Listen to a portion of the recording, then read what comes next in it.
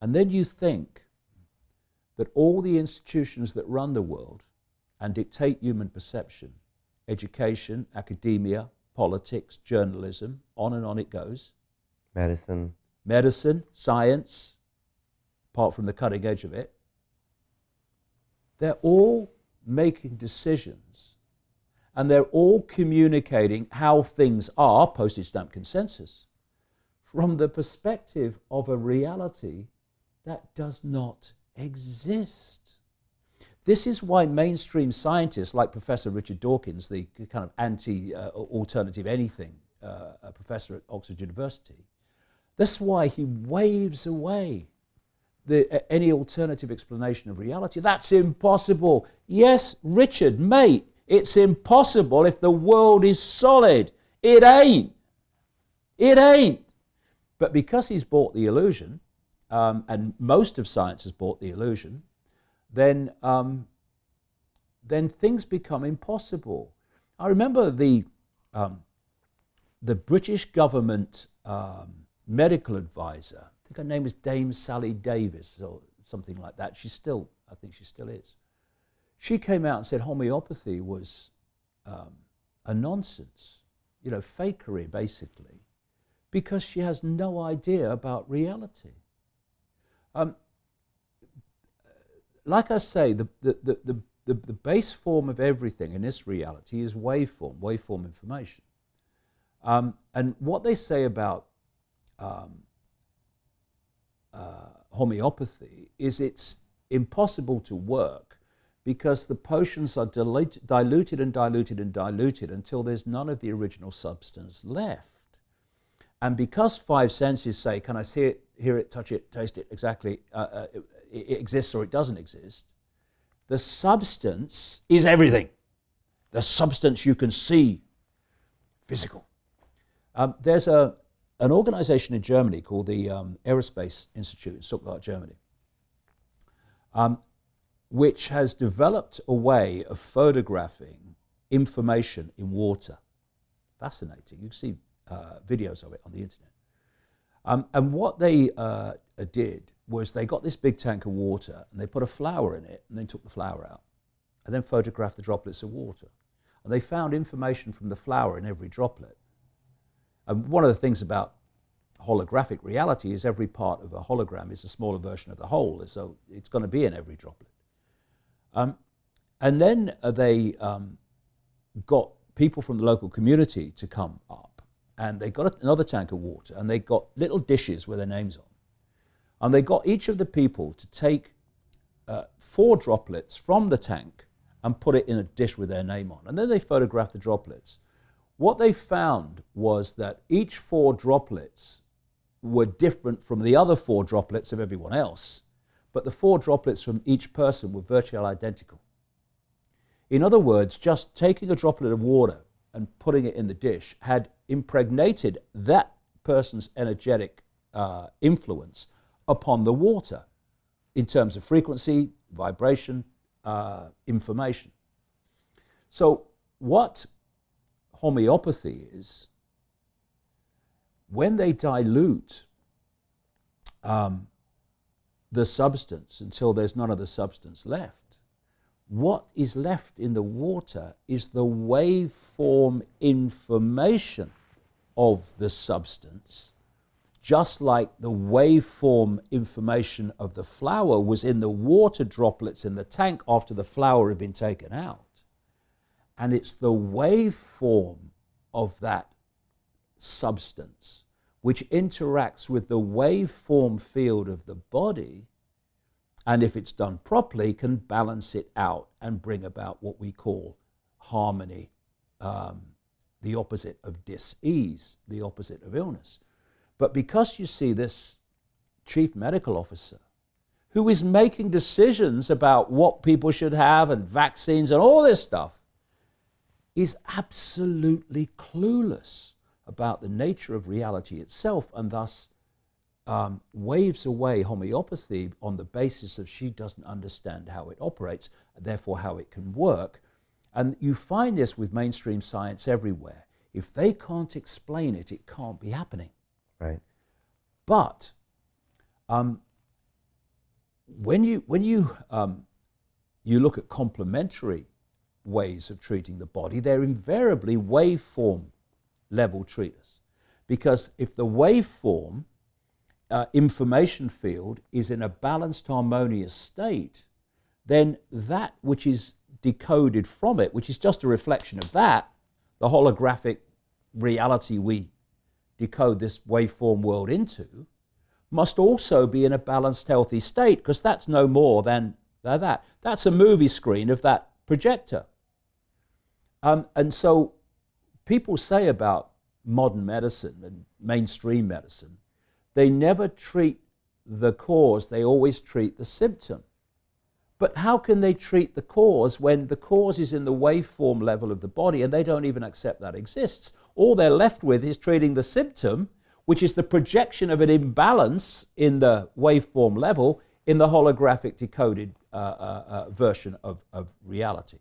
And so what humanity has been manipulated to do is look at the world, see how it would like to change it, but running around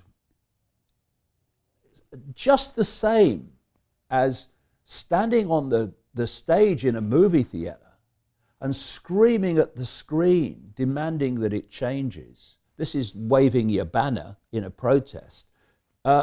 Screaming at the screen, demanding the movie changes. Never going to change. It's hit the screen, it's a done deal. If you want to change the movie, you've got to change where the movie's coming from. Then you can change the movie. So what people have been manipulated into is even trying to change what they would like to change, but doing it in a way that it's impossible. You can't change a movie when it hits the screen. And therefore it's what manifests the movie that we need to change. And that comes down in the human experience to perception, which becomes the feedback loop, which becomes the movie screen. Right. And I know you want to spend the next few years really going into that perception level. Yeah. And I want to hear about that. I just want to get your thoughts on Trump, the Trump phenomenon, and what you can tell about the rest of the world by looking at their reaction to Trump. Well, Trump is the equivalent of a Hollywood actor on the movie screen. And the anti-Trumps people are other actors in the movie.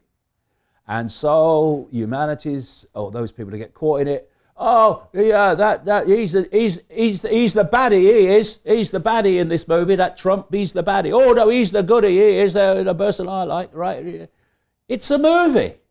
And while we are focusing on this, again, this minutiae of Trump, anti-Trump, left, right, and all this nonsense that we get caught into, Silicon Valley's doing what it is doing in terms of destroying freedom of information and driving on behalf of things like DARPA, the technological development arm of the Pentagon, this AI transhumanist agenda. It's a diversion. And you know, just a quick one, I talk about this hidden hand. These here today, gone tomorrow politicians are just that. Here today, gone tomorrow. What we need to look at is that which is always there, because that's where the power is. That's what pushes this agenda on, no matter who's in power, who's the president, what party, whatever. A quick example. In September 2000, an organization in America called the Project for the New American Century published a document calling for the American government to, quote, fight and decisively win multiple theater wars, to bring about a series of regime changes. And it named the countries that they wanted to regime change: Iraq, Libya, Syria, Lebanon, Iran, North Korea, China. The people who published that document included Donald Rumsfeld, who a few months later would be Secretary of State for Defense in the Bush administration, Paul Wolfowitz, who would be his deputy at the Pentagon, Dick Cheney, who would be de facto president under Bush for 2 terms, Dov Zakheim, who would control the entirety of the Pentagon budget in that same period. In that document in September 2000, they said that this process of transformation, all these regime changes, would necessarily be slow, this is the quote, absent some catastrophic and catalyzing event like a new Pearl Harbor. 1 year to the month after that document was published, 9 months after the people that wrote it came to power in the Bush administration, the United States had, in September 2001, what Bush called at the time the Pearl Harbor of the 21st century. As a result of that, this process of regime change was triggered by the so-called war on terror justified by 9/11, which the official story of 9/11 is tragically laughable when you break it down and you see how the contradictions. Anyway, this is where I'm going in terms of the politicians and Trump. First man in, of course, officially, George W. Bush. They went into Afghanistan. Then, with Tony Blair lying about weapons of mass destruction, they went into Iraq. And the reason they lied about weapons of mass destruction is because Iraq was on this list of regime change. They didn't have an excuse, so they made one up. And by the way, let us not forget, people now, including even the mainstream media, accept that they were lied to over weapons of mass destruction in Iraq, which led to a catastrophic invasion and the catastrophe that has followed. Let us not forget that the very same people, not the same agencies, the same governments, the same personalities that told us there were weapons of mass destruction in Iraq when they knew they weren't, were the same people that gave us the official story of 9/11. Okay, so the list, Iraq. Then they go into Libya, also on the list. But now Bush is gone, Blair's gone. Now it's Barack Obama. He's a Democrat, not a Republican. And it's David Cameron. He's a conservative, not the illusory of Labour, Blair. But now they're going into another one on the list, and then into Syria. And again, creating mayhem and catastrophe. I mean, you know, Libya is one of the great world's basket cases now, when it was the highest per capita income country in Africa before they sent the boys in. And so that was Obama, and that was Cameron. Then we come to Trump.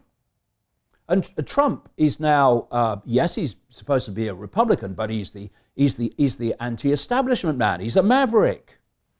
A maverick who was going to drain the swamp and handed the American economy to Goldman Sachs from day one or before day one. But who is he demonizing now? He's demonizing Iran, and he's demonizing North Korea, other people on the list, other countries on the list. So this list from September 2000 has been ticked off all the way through these different politicians and different parties and different personalities. So no matter who's coming and going or who you're going to vote for, you know, it's like some Americans say, you know, it don't matter who you vote for, the government still gets in. Yes, the secret government. Because America is a wonderful example of how it works. So it works the same everywhere. During the Bush administration, and a Republican administration like now, you have this group that control the Republican Party that are acknowledged by the mainstream media. They're called neoconservatives or neocons. They were the people that created the Project for the New American Century, that wrote that document in September 2000. And then in the Democratic Party, you have another group, very much the same, that I call the democons. This is your George Soros's and Zbigniew Brzezinski before he died this year, and others. The key is that if you go one step back in the shadows, the neocons and the democons answer to the same master. So it means that whether Manchurian it's candidate. one or the other, Republican or Democrat, that is always in power. And that's what's been driving this agenda of ticking these countries off as these people come in. Now, I'll give you another example of how the manipulation works. For me, Trump was selected by these people. He was selected by these people for a number of reasons. One was because he would hand the government over to the corporation billionaires, which he's done, more billionaires in this administration than any other American administration. But also, he was, by his very nature, a polarity that you could play another polarity against, because they want divide and rule. They want civil war in America. They want civil war in Europe as well. But because while we're fighting each other, that can do what the hell it likes, unchallenged. But was one thing about Trump, which I think he was genuine on during the election campaign. He really didn't want conflict with Russia. He did want to come together. I think he was genuine on that. So if you look from the moment he got elected, although there were so many things of benefit to this hidden hand for Trump, there was one thing they didn't want, and that was Russia coming together. They want to hold them apart. They want to keep them in conflict. And so the moment he became elected, we had this Russia hacked the election. Russia this, Russia that, Russia the other. I burnt the toast. It's the Russians. And what it has done is prevent him from getting closer to Russia. Because if he tried to, they'd say, hey, controlled by the Russians, so he's got to stay away from it. And therefore, they're holding the two apart. Is that what the election scandal's about? To make sure he doesn't get closer to the Russians? Yeah, this is what it's all about. So more hate, more anxiety, just keep that division going on. Yeah,